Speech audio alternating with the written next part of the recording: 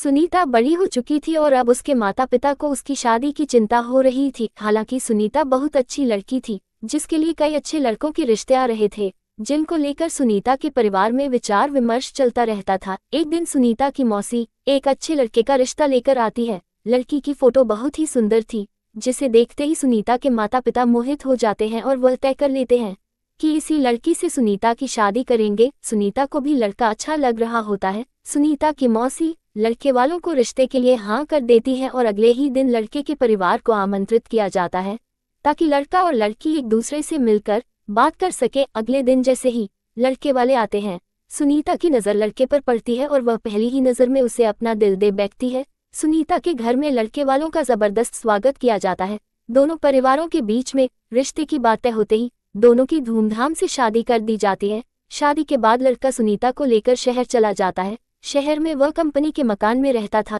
दोनों की शादीशुदा जिंदगी खुशनुमा चलने लगती है। सुनीता अपने पति को बहुत प्यार करने लगी थी। ऐसा लग रहा था मानो सुनीता को 7 जन्म की खुशियां एक ही जन्म में मिल गई हो। एक दिन सुनीता और उसका पति फिल्म देखने थिएटर जाते हैं। दोनों पूरा दिन खूब मजा करते हैं, लेकिन जैसे ही वह वापस लौट रहे होते हैं, अचानक एक कार सुनीता के पति को जोरदार टक्कर मार के चली जाती है। वो तुरंत अपने पति को उठाती है और उससे पूछती है कि आपको कहीं चोट तो नहीं लगी। सुनीता का पति मुस्कुराते हुए सुनीता के साथ चलने लगता है। सुनीता अपने पति के साथ घर आ जाती है।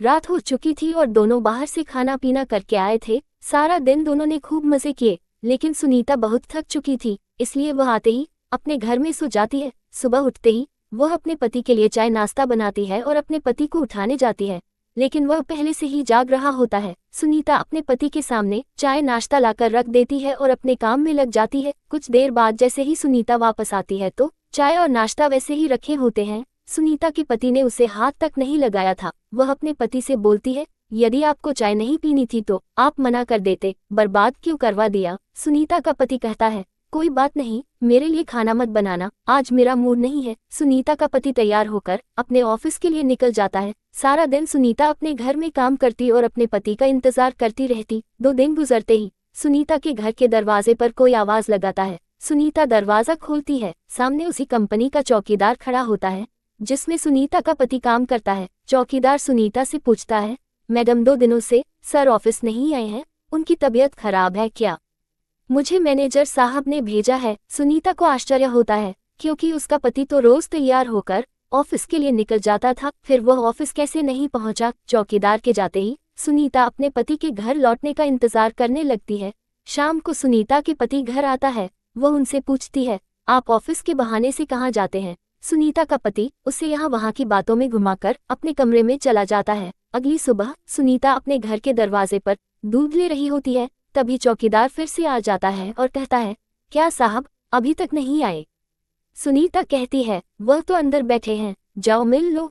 चौकीदार घर के अंदर पहुंच जाता है। वह चारों तरफ देखता है, उसे कुछ नजर नहीं आता। पीछे से सुनीता दूध लेकर आ जाती है। चौकीदार सुनीता से कहता है, कहाँ है साहब? सुनीता कहती है, अंधे हो गए हो क्या? तुम्हारे सामने ही तो बैठे हैं। लेकिन चौकीदार को सुनीता पागल लग रही थी, क्योंकि सामने कोई नहीं बैठा था। दरअसल उस रात जो कार एक्सीडेंट हुआ था, उसमें सुनीता के पति की जान जा चुकी थी। चौकीदार सुनीता से दोबारा कहता है, मैडम वहाँ कोई नहीं बैठा है। लेकिन सुनीता चौकीदार को चिल्लाते हुए अपने पति को जाकर पकड़ लेती है और कहती है, ये देखो इतना बड़ा इंसान तुम्हें नजर नहीं आ रहा? सुनीता के साथ कोई दिखाई नहीं दे रहा था। चौकीदार वापस लौट जाता है और कंपनी में जाकर सारी बात कह देता है। जब कई दिनों तक सुनीता का पति काम पर नहीं आता तो कंपनी की तरफ से दिया हुआ कमरा खाली करने के लिए नोटिस भेजा जाता है। सुनीता नोटिस पढ़ते ही चिंतित हो जाती है और अपने पति से कहती है, आप कंपनी में काम कर रहे हैं, फिर क्यों हमें इस घर से निकलना होगा? सुनीता का पति भूत बन चुका था, लेकिन सुनीता उसे साधारण समझ रही थी। उसी शहर में एक पुराना घर था जो कई सालों से बंद पड़ा था और वहाँ कई भूतिया आत्माएं रहती थी। सुनीता का पति उसे उसी घर में चलने को कहता है। सुनीता अपने पति की बातों में आ जाती है और उसके साथ जाकर वहीं रहने लगती है। सुनीता ने इंसानों से रिश्ता खत्म कर दिया था और अपने पति के साथ भूतिया दुनिया में ही जीना सीख गई थी। दरअसल सुनीता अपने पति की बातों से पूरी तरह संतुष्ट हो चुकी थी। सुनीता को इस भूतिया घर में ही धीरे धीरे डर का एहसास होने लगता है। वह अपने पति के अंदर बदलाव देख रही थी, लेकिन वह अपने पति के प्यार में इतनी दीवानी थी कि उसे एहसास ही नहीं था कि वह भूत की पत्नी बन चुकी थी। कुछ दिनों बाद सुनीता के सास ससुर शहर आते हैं। सुनीता अपने पति से कहती है, मम्मी पापा का फोन आया था, वह 2 घंटे में स्टेशन पहुंच जाएंगे, उन्हें जाकर ले आओ। सुनीता का पति उससे बाहर जाने का बहाना कर देता है और उसी को स्टेशन जाने को कहता है। सुनीता अपने सास ससुर को स्टेशन से जाकर ले आती है। सास ससुर आते ही अपने बेटे यानी सुनीता के पति के बारे में पूछते हैं। सुनीता कहती है वह अभी किसी काम से बाहर गए हैं, कुछ देर में आ जाएंगे। सुनीता अपने सास ससुर के आने से बहुत खुश थी, वह उनके खाने की सारी तैयारियां करने लग जाती है। लेकिन शाम होने के बाद भी जब सुनीता का पति घर नहीं आता तो सभी चिंतित हो जाते हैं। सुनीता के पति का फोन घर में ही रखा रहता था, इसलिए वह उससे संपर्क नहीं कर पा रही थी। सुनीता के साथ उसके सास ससुर भी अपने बेटे से मिलने का इंतजार कर रहे थे। पूरी रात गुजर जाती है, लेकिन सुनीता का पति घर नहीं आता। सभी परेशान होकर उसका इंतजार करते रहते हैं। सुनीता के ससुर उससे पीने के लिए पानी मांगते हैं और जैसे ही सुनीता उनके लिए पानी लेने जाती है, उसे अचानक उल्टियां होने लगती है। सुनीता को उल्टी करता देख उसकी सास उसके पास आकर उसका हाल चाल पता करती है। बुजुर्गों का अनुभव विज्ञान से भी अधिक माना जाता है, इसलिए सुनीता की सास उसे तुरंत बता देती है, लगता है तुम माँ बनने वाली हो बेटी। सुनीता माँ बनने की बात सुनते ही मुस्कुराने लगती है। सुनीता ये बात अपने पति को बताने के लिए उतावली हो रही थी, लेकिन उसके इंतजार की घड़ियां बढ़ती जा रही थी। देखते ही देखते 5 दिन गुजार चुके थे, लेकिन सुनीता के पति का कुछ पता नहीं चल रहा था। तभी तीनों पुलिस थाने में शिकायत दर्ज कराने जाते हैं।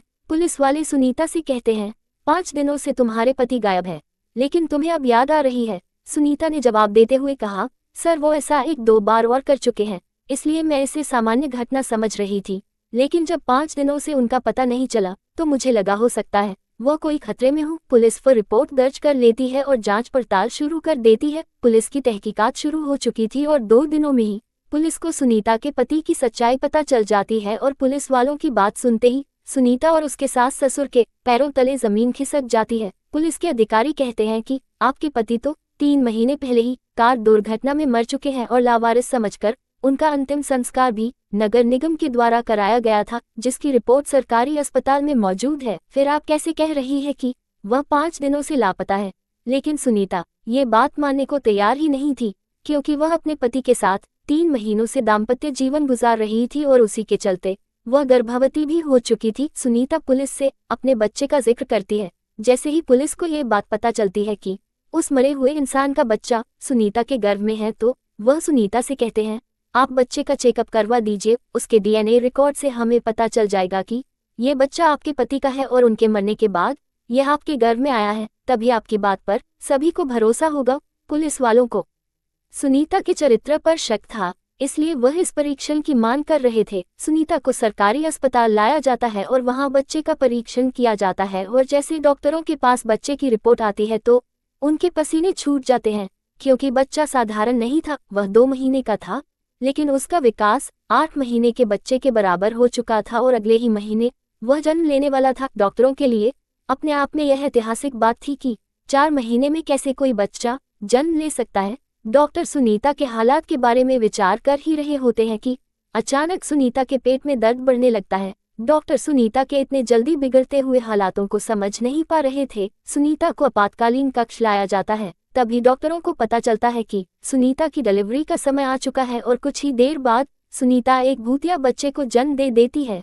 सुनीता का बच्चा देखने में बहुत खूबसूरत था, लेकिन उसकी शारीरिक बनावट कुछ अलग थी। उसके दांत जन्म के साथ ही निकले थे और उसकी आंखें लाल थी। डॉक्टरों ने ऐसा बच्चा पहली बार देखा था। डॉक्टर उसका शारीरिक परीक्षण करते हैं। बच्चे के शरीर के अंदर सभी अंग सामान्य इंसानों की तरह ही थे। इस बच्चे के बारे में प्रमाण मिलते ही पुलिस को यकीन हो जाता है कि सुनीता सही कह रही थी, ये बच्चा उसी के पति का है। पुलिस ने अपने जीवन में ये पहला केस था जहां कोई भूत पिता बना था। सुनीता को अपने पति की मौत की खबर पर यकीन नहीं था, लेकिन सभी के कहने पर उसने यह मान लिया था कि उसका पति अब इस दुनिया में नहीं है। इसलिए वह अपने बच्चे और सास ससुर के साथ अपने गांव वापस लौट जाती है और अपने भूतिया बच्चे के साथ अपने पति की याद में जीवन बिताने लगती है। और इसी के साथ इस कहानी का पहला भाग समाप्त हो जाता है।